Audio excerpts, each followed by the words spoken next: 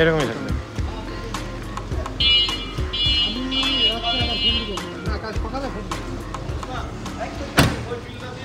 আমাদের ড্রাইভ শুরু করলাম ব্যস্ত রাস্তায়, কারণ ব্যস্ত রাস্তায় এই গাড়িটা ম্যাক্সিমাম সময় চালানো হবে।